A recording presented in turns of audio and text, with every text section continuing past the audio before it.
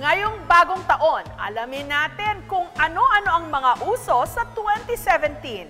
Mula sa mga produktong pampaganda, pati na posing na pang-selfie.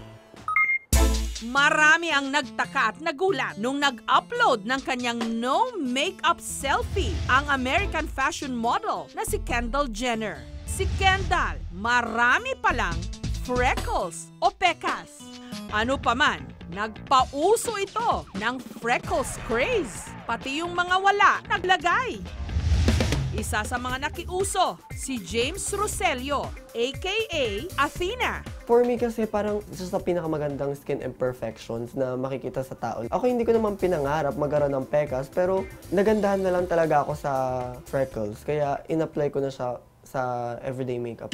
Dahil idolo niya raw si Kendall, gusto niya rin gayahin ang pekas nito. Pero imposible dahil siya'y kayumanggi.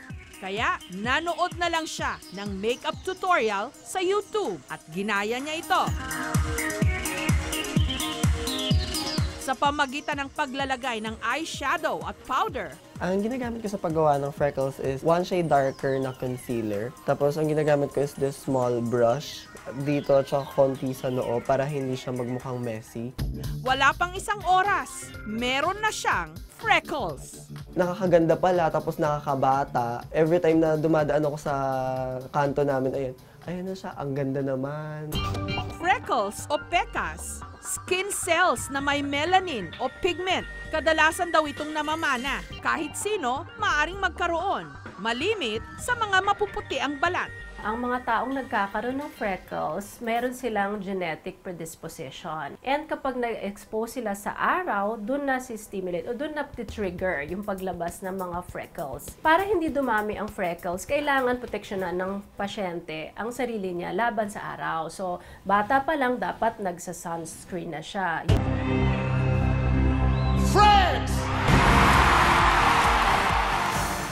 Sa katatapos lang na 65th Miss Universe, viral ang litrato ni Miss Haiti kung saan meron siyang photobomber.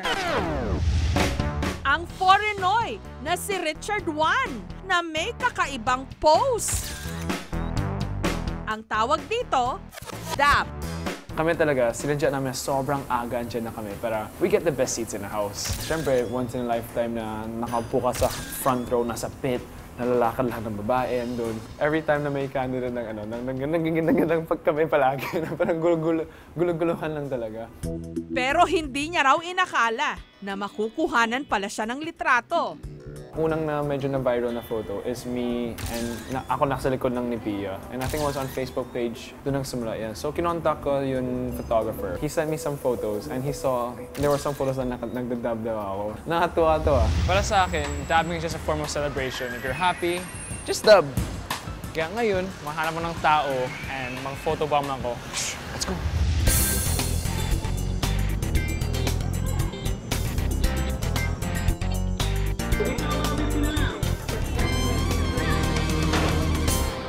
Ang dab ay isang uri ng dance pose kung saan ang posisyon parang bumabahing sa sleeves ng damit. 2015, nung una itong sumikat sa Amerika. Ang isa sa mga nahumaling sa pose na ito, si JB, may-ari ng travel agency. Dahil bago pa lang sa negosyo, nag-isip si JB ng paraan para maging kapansin-pansin ang litrato ng kanyang mga kliyente habang naipagmamalaki rin ang ganda ng Pilipinas. Ang kanyang naisip, pagdadab. Sa Facebook, parang yun ang target namin, makash up yung attention na nagbabrowse. Para ay, ang ganda ng posing nila sa lugar na to. Sa una, nahihiya pa raw ang kanyang mga kliyente. Pero pagkatapos niyang sampulan, pumayag na rin daw ang mga ito. Actually, natatawa sila. Sinasabi ko sa kanila, dapat mag-dab post tayo. Pinapakita ko sa kanila talaga dun sa pictures ko yung mga previous clients. Pag nakita nila na nahihikayat na sila kasi maganda sa picture.